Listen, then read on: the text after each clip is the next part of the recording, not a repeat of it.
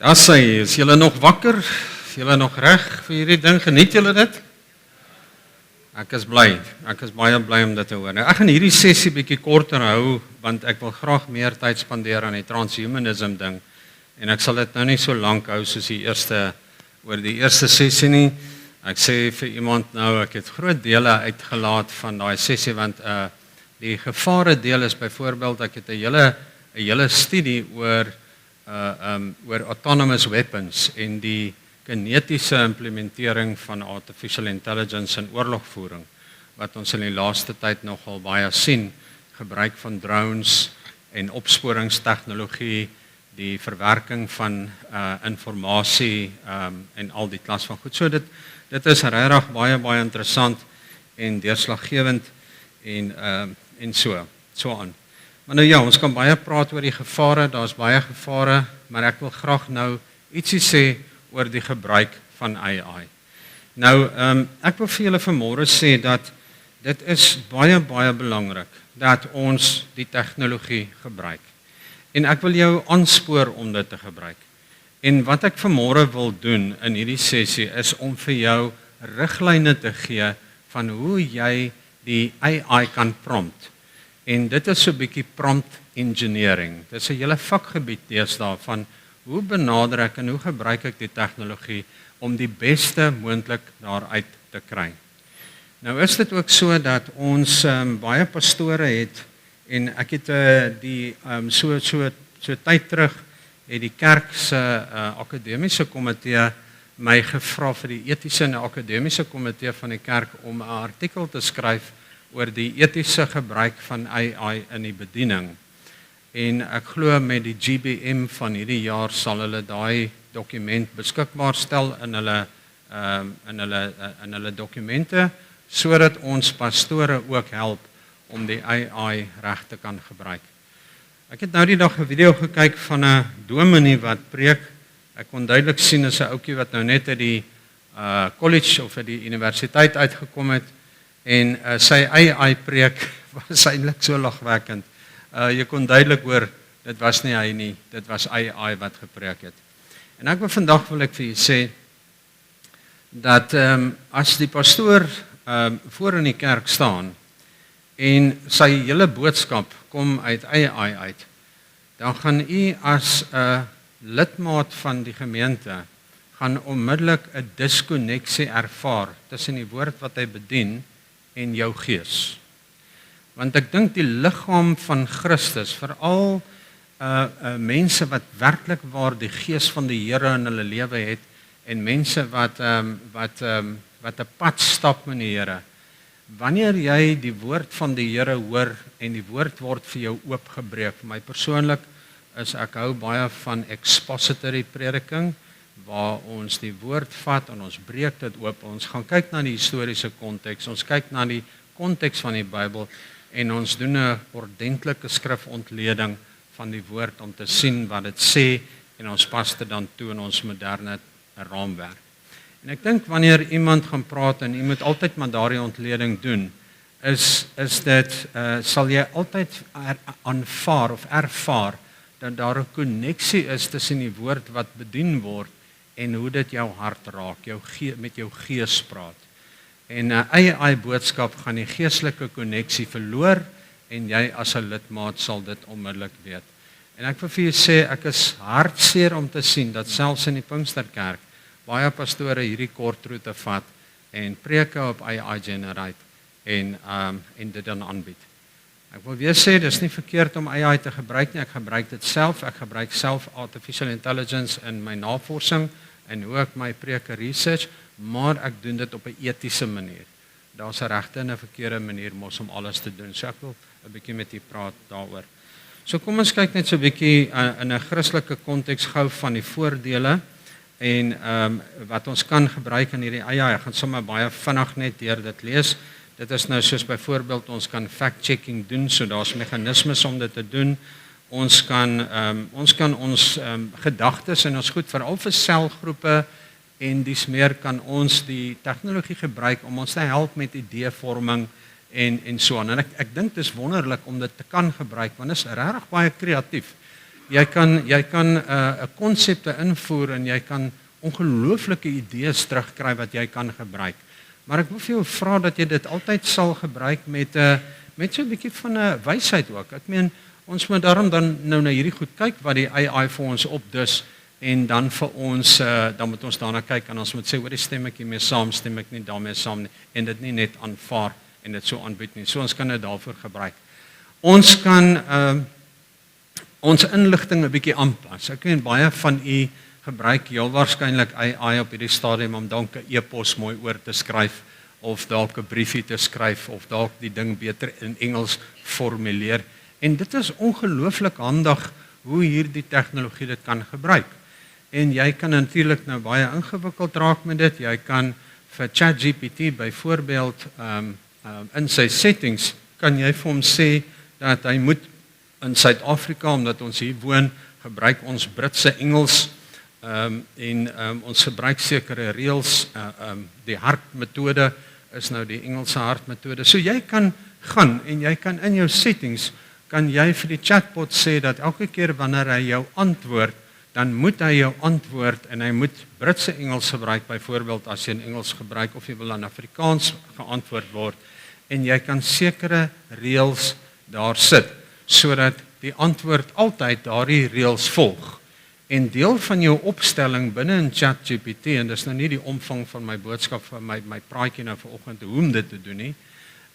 Deel van die pad wat jy daar kan volg is om te sê dat jy altyd 'n Bybels gefundeerde terugvoering wil hê as jy dit nou vir daai doeleindes wil gebruik. Jy kan sekere vertalings daar stel en so aan. So jy kan die AI basies opstel en vir hom guardrails gee. Jy kan vir hom riglyne gee waar volgens hy jou moet antwoord en hy sal heel waarskynlik so naas moontlik aan daardie goeters bly en vir my om te wyd te gaan inligting soek om dit vir jou te gee. So 'n mens moet 'n bietjie daarna kyk ook en ek sal graag eintlik 'n enige kursus wil aanbied van presies hoe jy dit opstel en hoe jy dit gebruik en dit vir u demonstreer. Maar dit is nou ongelukkig nie deel van hierdie benadering nie. So ons kan dit gebruik, ons kan ons audience engagement enhance. Nou hierdie is 'n baie interessante ding veral vir pastore, is dat as jy weet wie jou gehoor is, dan kan jy byvoorbeeld sê dat ek wil praat oor 'n sekere onderwerp, maar ek moet hierdie onderwerp aanbied vir tieners. Hoe kan ek hierdie onderwerp vir tieners aanbied wat vir hulle baie meer ontvanklik is? Of jy sit met 'n groep bejaardes en jy wil met hulle ietsie aanbied of met kinders of wat ook al so, die AI kan jou baie goed help om jou engagement met jou gehoor te verbeter en dan vir jou ook te help om 'n benadering te volg wat baie goed werk. Interessante ding is, en dis sommer net so terloops wat ek dit wil noem, wat baie goed werk ook is byvoorbeeld is om 'n boodskap te vat. Ek sê dit nou maar vir die pastore wat is. Jy kan 'n preek van jou vat en sekere tegnologie kan jy gebruik.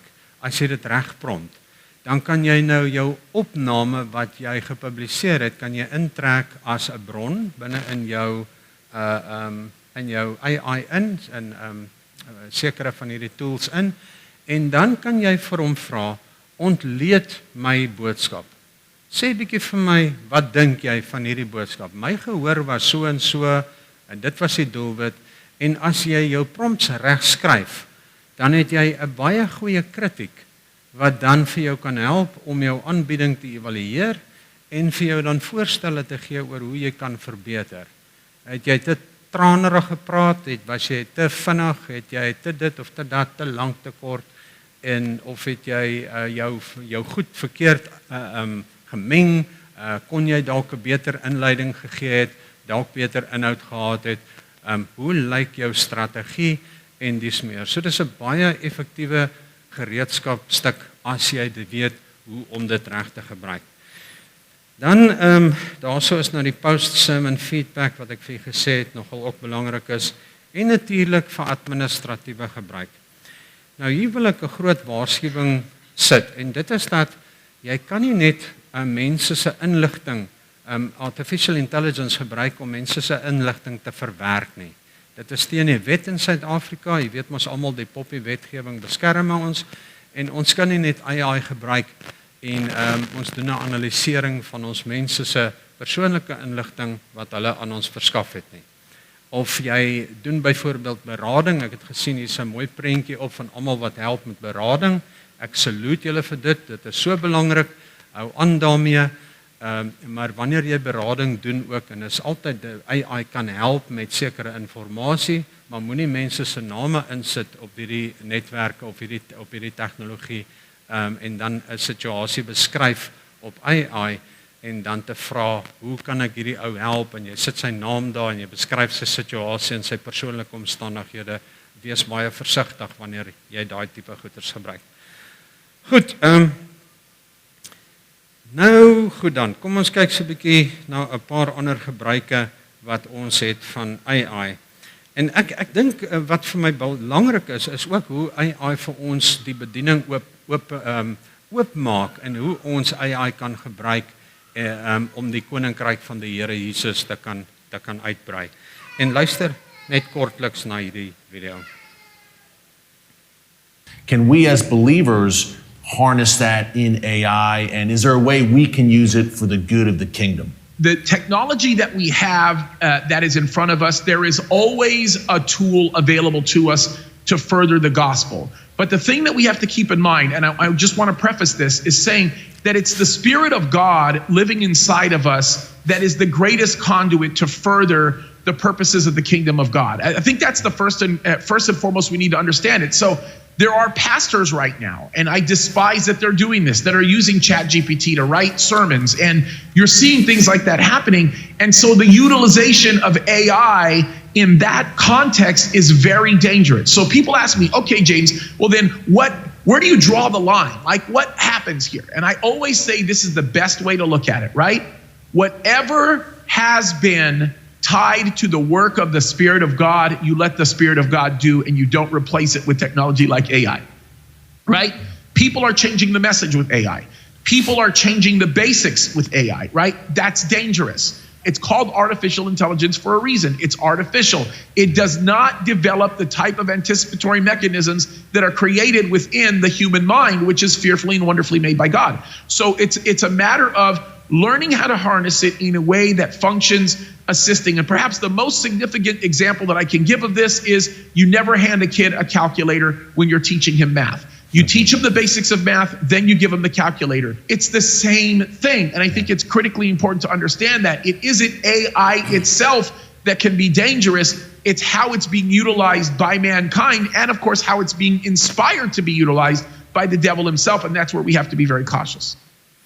Goed, het dit nou baie mooi gesê so, en dit is dat die werk wat toegeskryf word aan die Heilige Gees moet nooit oorgedra word aan 'n AI chatbot nie, want jy kan verseker wees dit gaan nie die Heilige Gees wees wat met jou praat nie, dit gaan 'n chatbot wees. En ek wil nie daarmee sê dat God nie in tegnologie kan gebruik nie. Ek dink God kan tegnologie op 'n wonderbaarlike manier gebruik, maar daar's 'n regte en 'n verkeerde manier om dit te doen. En ek dink jy moet dit maar altyd toets ook aan jou gees, veral wanneer dit kom by die dinge van die Here. Nou iets wat vir my regtig baie mooi is, wat ek self al mee geëksperimenteer het, is om stories te maak met artificial intelligence. En daar so is baie gespesialiseerde sagte waar ek weet nie of julle al gehoor het van Nano Banana nie. Het jy al gehoor van dit? Nog niemand nie. Goed, wat dit doen is jy kan 'n storie vertel en die AI genereer vir jou 'n video van jou storie.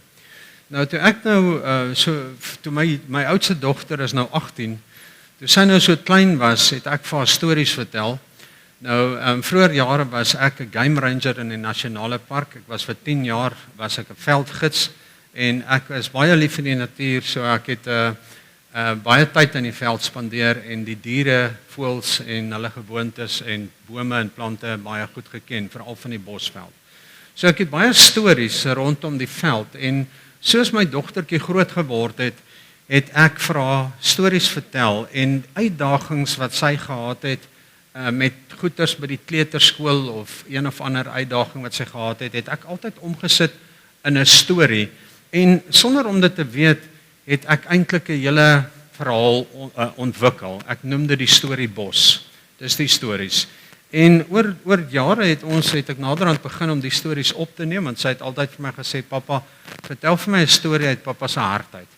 So sy wil nie rooi kappie en al hierdie goeters hoor nie. Nee, dit moet 'n bosstorie wees en die karakters het ontwikkel oor jare en hierdie karakters het probleme gehad wat hulle opgelos het op kreatiewe maniere, maar dis dieselfde probleme waarmee sy as kind in die skool geworstel het.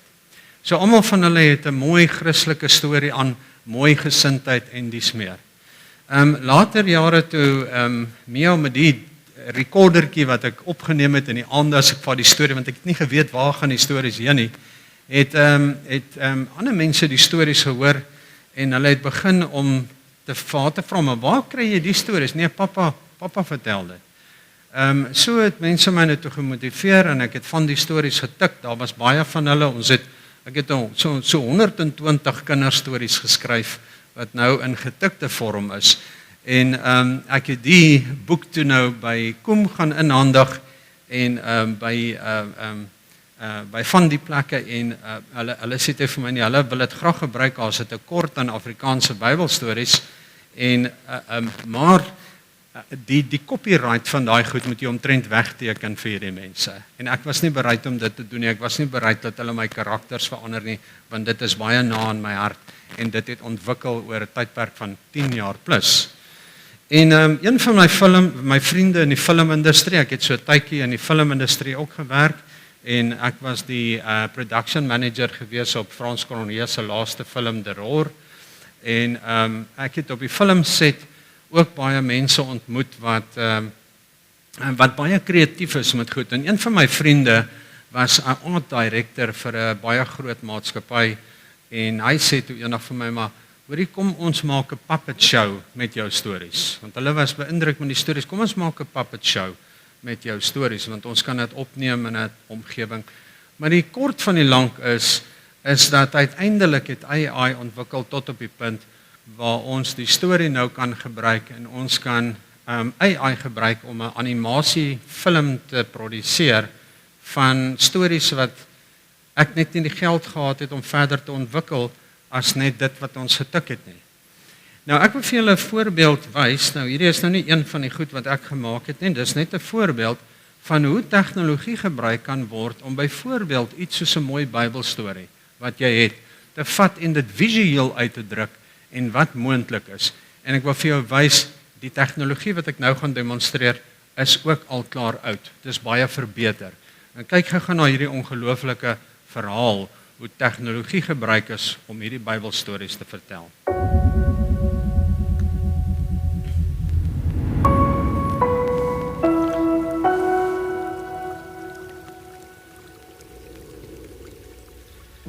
Al die beelde wat jy sien is met AI gegenereer.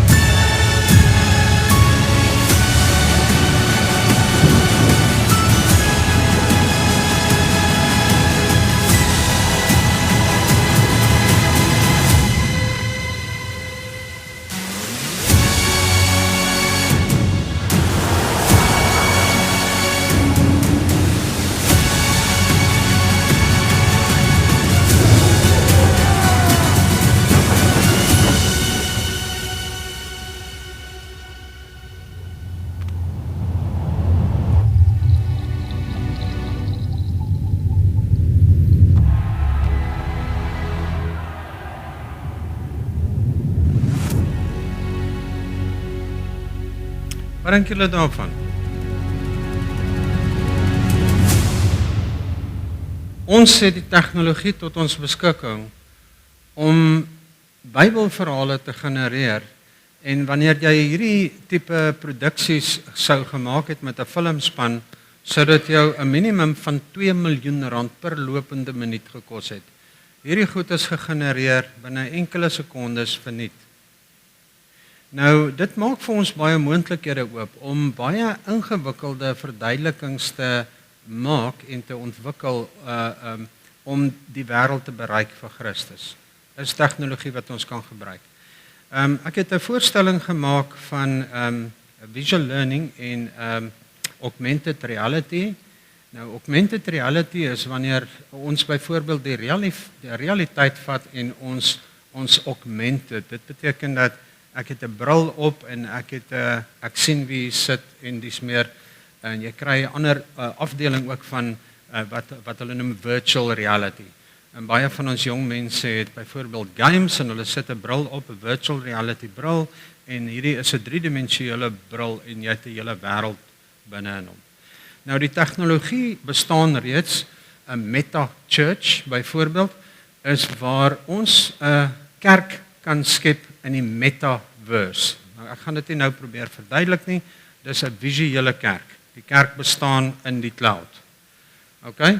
En nou sal ou nou sê, ja, dit klink heeltemal simpel, jy weet, ons wil regte mense bereik. Maar hoor gou die moontlikheid van dit.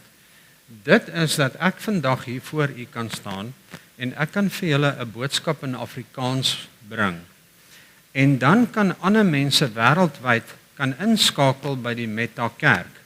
Hulle kan dieselfde preek luister in enige taal van hulle keuse en hulle het 'n virtual reality bril op en hulle is deel van 'n fisiese virtual gemeente ook.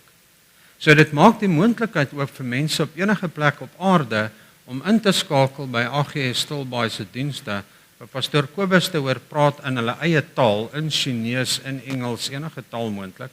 En dit word in real time vertaal en hulle kan hom sien preek want daar's 'n virtual weergawe van hom. Kan julle dink die moontlikhede wat dit oopmaak?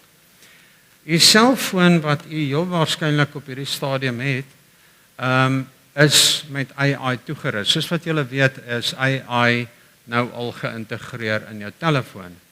En dieselfde tipe tegnologie waarvan ek nou gepraat het, is nou binne in jou foon.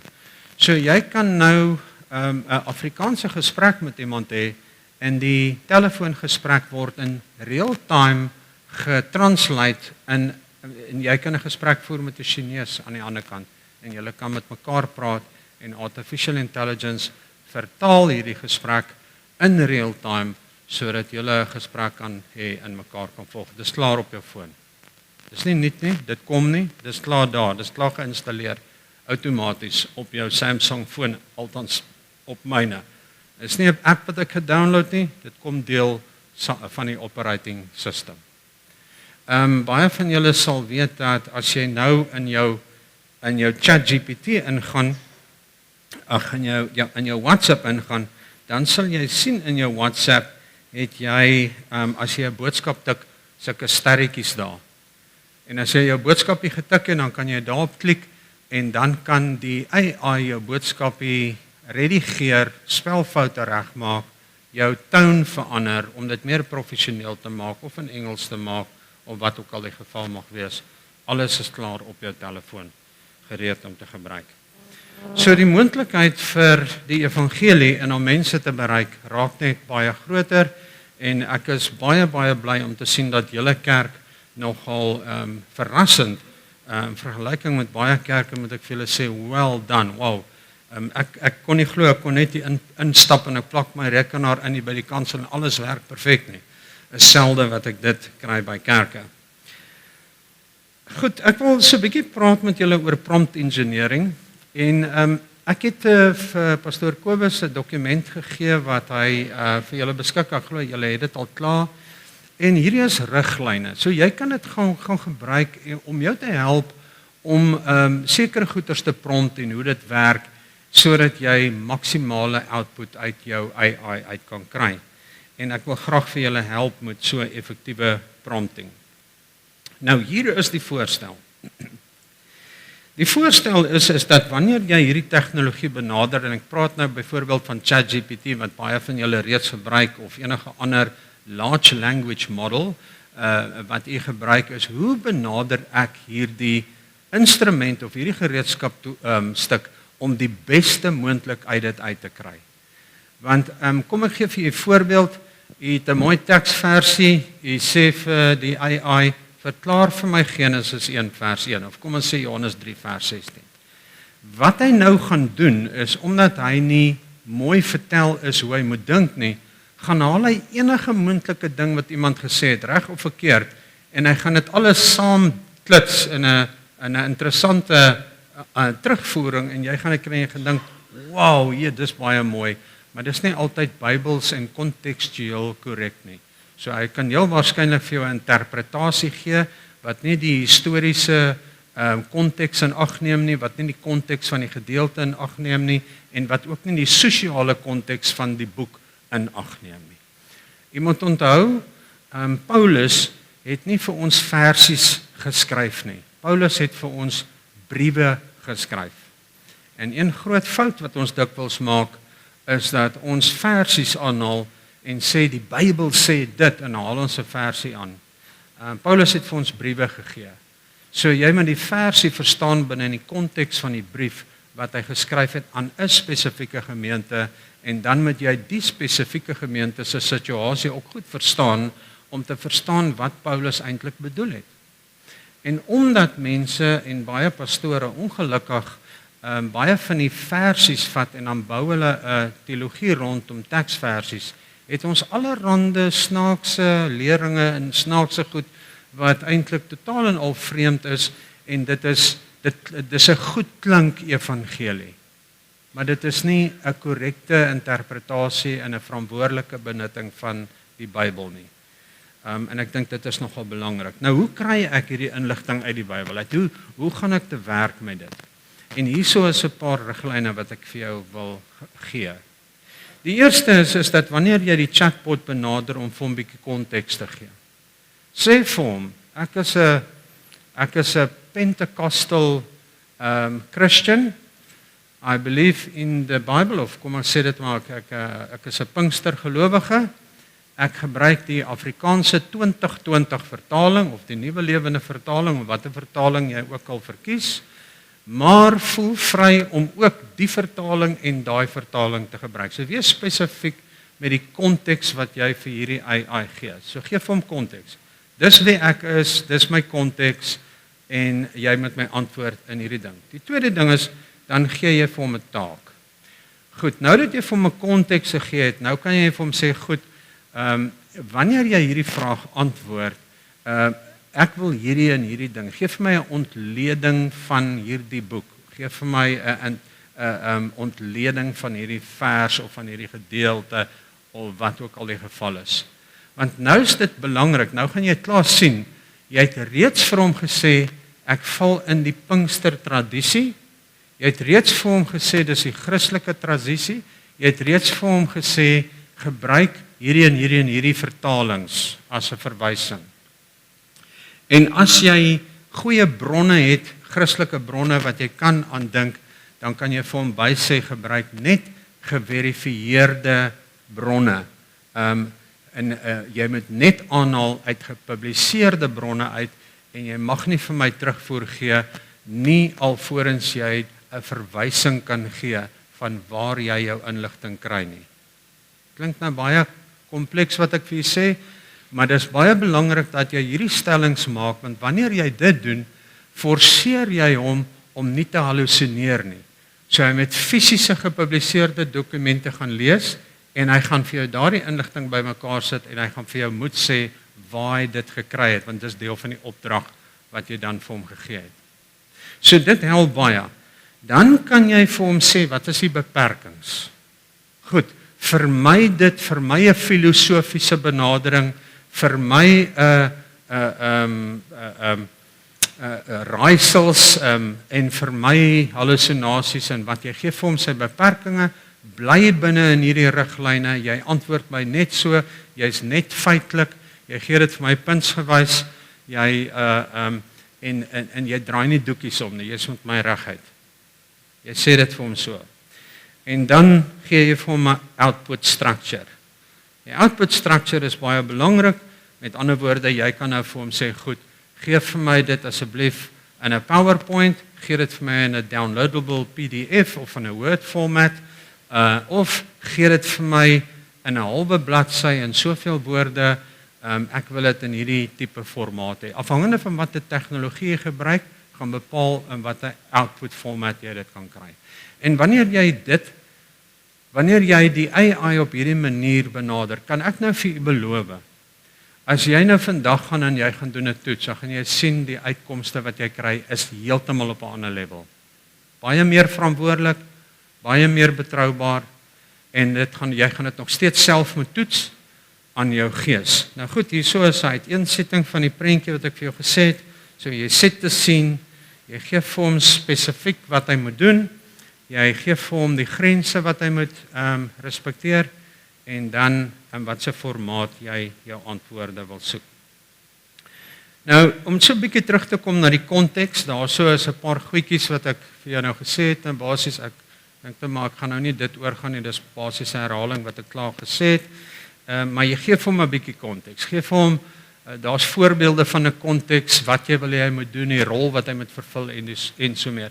Wat ek baie handig vind wanneer ek persoonlik met dit werk, is dat wanneer ek akademiese navorsing doen, dan sal ek byvoorbeeld vir die AI sê, jy is 'n spesialis op hierdie en hierdie gebied. Jy is 'n vooraanstaande Bybelargeoloog. Jy doen opgrawings in Jerusalem. So ek sê vir hom presies wie hy is. Dit help die AI om homself te constrain en om nie te hallusineer met allerlei. So ek gee vir hom 'n rol. As jy iets wil uitvind oor 'n verkoue wat jy het, of jy het sekere simptome en goed, jy gaan dit heel waarskynlik sien dat die AI vir jou gaan sê, ek is nie 'n dokter nie, jy moet in anyway 'n dokter gaan sien. Dis deel van die guardrails wat hulle nou opgestel het, omdat die goed dikwels vir mense inligting gee wat 'n klomp nonsens is in baie gevalle. Maar wanneer jy die AI reg opstel en jy sê byvoorbeeld vir hom, jy is 'n ortopediese chirurg. Jy gee vir hom dit. Jy sê vir hom, maar nou weet hy werk aan bene. En beskryf vir my die anatomie van die laarrug. Watter moontlike kondisies kan bydra tot 'n pyn in my linkerbeen? Nou gaan jy sien dat hierdie AI vir jou 'n baie meer gespesialiseerde, baie meer akkurate en 'n regte antwoord gee. En dan het ek ook 'n voorbeeld na explain to me what you are doing and why. Jy kan vir hom vra, include target audience, so jy kan hom sê hierdie inligting is spesifiek vir 'n graad 1 klas of vir die standaard 7 groep of vir die tieners, en dan gaan hy die data aanpas daarvoor, en dan kan jy vir hom 'n voorstel gee ook. Ek gaan dit gebruik vir Christen Ministry, of ek gaan dit gebruik by die klas wanneer ek my wiskunde klasie gaan aanbied, of ek gaan dit gebruik in my selgroep of wherever jy dit wil gebruik. En ek dink as jy net al klaar hierdie stap 1 doen, gaan jy ongelooflike resultate sien. Die tweede proses is natuurlik die taak. En jy het daardie data by jy, glo ek. En dit is spesifiseer presies wat jy wil hê. Die uiteensetting, hoe jy dit wil hê. En dan clarify, hoe moet hy dit doen? Moet hy dit opsom? Moet hy vir jou 'n samestelling gee? Moet hy vir jou 'n puntsgewys ding gee? Hoe moet hy dit vir jou gee? Gee weer vir hom 'n voorbeeld, en dan kan jy vir hom ook vra hoe hy werk en so aan. En hierdie is belangrik, sy constraints, hierdie riglyne. So set the boundaries, en dan kan jy ook vir hom vra wat se tone en styl en dus meer moet hy gebruik om vir jou antwoord te gee. Hoeveel woorde moet hy wees, laat hy nie te lank is, nie te kort is nie. En daar's so is die voorbeelde wat ek nou vir jou dalk probeer nou nie om almal so puntsgewys na te gaan nie, maar hier het hierdie riglyne. Ek dink ek het dit in die notas aangesit. Kobus, is hierdie in die notas? Is dit daar? Okay, goed, dan kan ek nou 'n bietjie vinniger gaan hier oor. So daarso is dit stage 4, die output is hoe moet ek dit spesifiseer wat se headings en goed. As jy wil hê dit moet in 'n Word dokument uitgevervaardig word, dan kan jy al die details van daardie Word dokument kan jy insit en hoe hy dit moet uiteenset en so aan, en hy sal dit vir jou presies in hierdie format doen. Nou daar's sekere maniere wat jy kan volg om jou prompt te verbeter. Nou ek weet hierdie is nou 'n bietjie op 'n meer tegniese veld, maar ek gee dit vir jou en dis hoekom daai notas daar is om jou te help sodat jy dit kan gebruik. Nou hier's 'n paar interessante goed en dit is jou chain of thought, prompting, reason step by step. Nou hierdie is belangrik. Jy gee vir 'n opdrag. Dan sê jy byvoorbeeld gaan doen navorsing oor labradors. En dan wanneer jy dit klaar, dan sê jy gaan doen navorsing oor labradors. Dis wat jy nou eers moet doen. Jy's 'n hondspesialis, jy gaan doen navorsing oor labradors. En dan wanneer jy dit klaar gedoen het, dan sit jy daar punt 1. Som vir my al die eienskappe op van 'n labrador. Punt 2. Wat is die beste metodes om hulle te versorg? Punt 3. Dit is chain of thought. So jy gee vir hom nou 'n proses wat hy moet volg om vir jou antwoorde te gee en jy gaan verbaas wees oor wat jy dan terugkry van hierdie dinge. Nou ja, daar is 'n paar voorbeelde. Ek dink ek het hierdie in die notas ook vir jou gegee, soos wat ek vir jou gesê, jou role switching prompting, jy kan multiple perspectives gee. Jy kan byvoorbeeld 'n vraag vra en dan sê vir my vanuit 'n filosofiese oogpunt uit. Wat dink jy oor hierdie teksvers? En dan kan jy nou ook gaan en jy kan sê vanuit 'n beradingsoogpunt uit, hoe sal jy hierdie gedeelte gebruik om iemand te help? Vanuit 'n besigheidspunt uit, kan hierdie gedeelte in die Bybel vir my help om hierdie besluite te neem. En baie mense gebruik artificial intelligence soos wat ek vir julle voorheen gesê het om besluite te neem, maar omdat hulle nie weet hoe om die AI regte gebruik nie en regte prompt nie, vra hulle sommer 'n blaatante vraag. Die ding skop 'n klomp interessante antwoorde uit en Bob se ankel, dis wat ons gaan doen. En dan is dit die verkeerde pad om te volg. En wanneer jy 'n bietjie wysheid aan die dag lê met hoe jy die tegnologie gebruik, gaan jy sien dat jy dit baie meer verantwoordelik en baie meer eties korrek kan gebruik in jou besigheid. Hoe om vir jou 'n bemarkingsplan uit te werk byvoorbeeld, as jy 'n student is, hoe om vir jou 'n studieplan uit te werk, hoe om vir jou die inligting op te som en dis meer. Ek meen die inligting, die tegnologie is nou 'n notebook LM is ongelooflik wat vir jou allerhande dinge kan doen as 'n student om jou te help om maksimaal te presteer. En jy kan vir die AI ook vertel hoe jy leer, wat jou voorkeure en dis meer. In 'n besigheidskonteks, wat se tipe besigheid jy doen, hoe lyk jou omgewing? Jy kan hom vra om jou te help om marknavorsing te doen en hy kan dit vir jou mooi doen en hy kan vir jou riglyne gee oor hoe jy jou bemarkingsveld tog kan vergroot.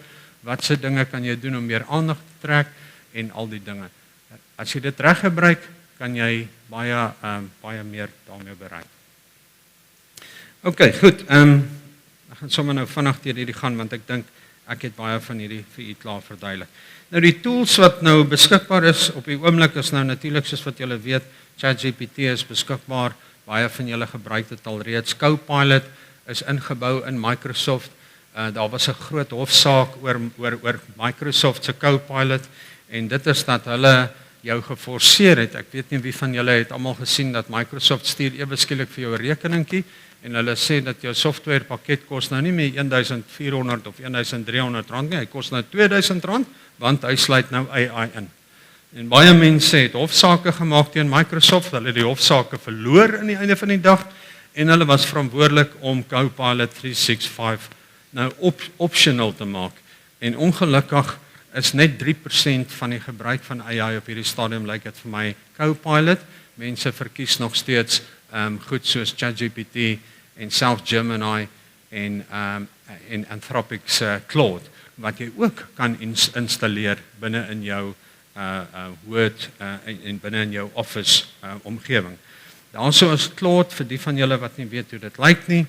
en dan Grok van Elon Musk, Grok AI. As jy en so, maar ek wil net gou hierso ietsie sê, ek wil net so 'n bietjie teruggaan hier. Daar's verskeie modelle. Mense vra my baie, maar hoekom is daar so baie modelle? Hoe verskil hulle? Wat een is die beste een? En ek sê dit hang af wat jy wil doen. As jy 'n mooi briefie wil tik en jy wil mooi inligting en allerhande sulke goed, ChatGPT is regtig goed met dit. Doen goeie werk. Hy is baie goed met sekere dinge, maar hy staan byvoorbeeld glad nie iets wat ek noodwendig gaan gebruik vir akademiese navorsing nie. Ek gebruik iets anderster vir akademiese navorsing. Copilot is in die Microsoft omgewing ingebou, om 'n vraag.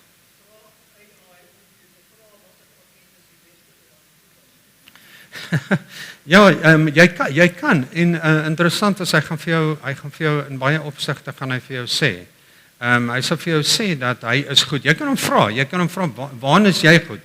Maar ek weet ook nou baie van hulle gaan vir jou sê hulle is goed in alles. Maar ek kyk nou maar na navorsing wat gedoen is en hoe mense die AI tegnologie gebruik. So Copilot is nou ingeïntegreer in die Microsoft omgewing, maar ek vir julle sê as jy nou met Claude Cowork begin werk en Claude extensions en so aan, maak dit vir jou 'n totale nuwe wêreld oop en jy kan goeders doen wat jy nie gedink het moontlik is nie. So Claude is 'n baie goeie ding om te gebruik. Dis nou omtrent die AI nerd. Hierdie ou weet alles. Hy draai nie doekoes om nie. Hy probeer jou nie laat goed voel nie. Hy gee vir jou dinge soos wat dit is. Nou ja, Grok. Ek dink Grok is heeltemal overpriced. As jy in die gespesialiseerde tegnologie wêreld werk soos wat Elon Musk nou maar doen, dan dink ek Grok is 'n goeie ding om mee te speel. Ek het nie baie werk al gedoen in Grok nie.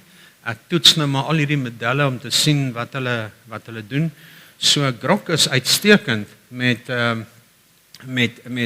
tegniese goeders en tegniese ontledings en daai word al beter en beter. Hy's vir my net 'n bietjie overpriced op hierdie stadium in vergelyking met die ander modelle en wat die ander modelle kan bied in terme van Grok. So dis nog nie vir my regtig, die kool is nog nie die sous werk nie. As jy by 'n universiteit is en jy werk met navorsing, Perplexity, baie universiteite weet presies wat dit is. Is jy iemand wat al met Perplexity gewerk het? Kan ek net gou gesien, daar so is 'n paar mense wat met dit gewerk het. Perplexity is 'n ongelooflike research assistant.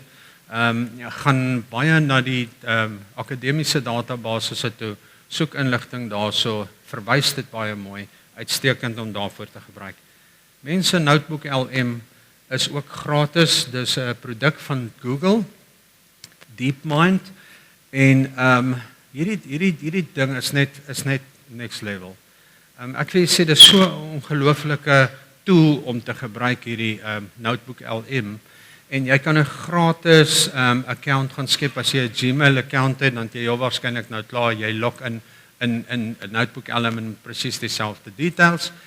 En dan wat jy hier kan doen, as jy byvoorbeeld 'n PDF wil ontleed, dan kan jy die PDF intrek hier en jy kan met die PDF praat, jy kan dit ontleed, jy kan dit opsom, jy kan dit grafies voorstel, jy kan infographics design met dit en jy kan baie van hierdie goed doen met die gratis model en wanneer jy die betaalde model het, kan jy sulke nice goeders doen, jy kan dit nie glo nie.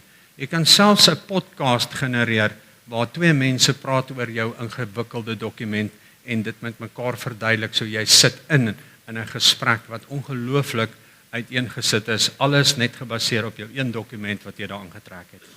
En dan as jy nou 'n bietjie verder wil gaan en jy het 'n paar pragtige video's op YouTube gekry en hierdie 10 video's wat jy nou byvoorbeeld het, gaan oor berading of oor besigheid, bemarking of oor watter vakgebied.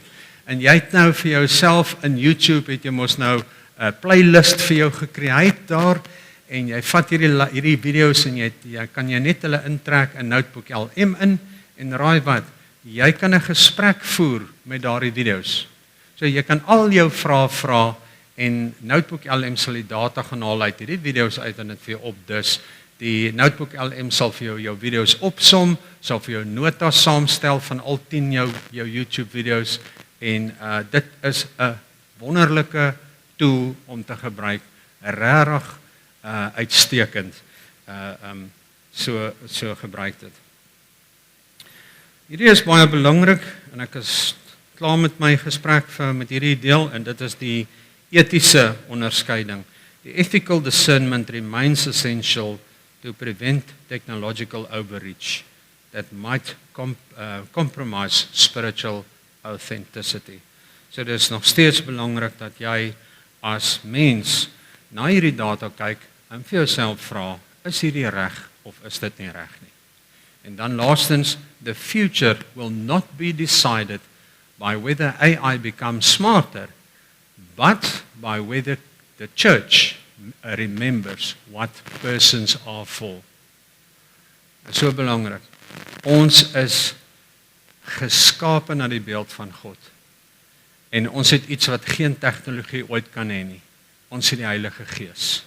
Ons het gevoelens, ons het denke, ons kan op die strand gaan staan, en ons kan die wind op ons veld voel, ons kan die sonsondergang waardeer, en ons kan stil raak en hoor en voel die Gees van die Here ook met ons gees praat. En dis iets wat tegnologie net nooit sal kan vervang nie.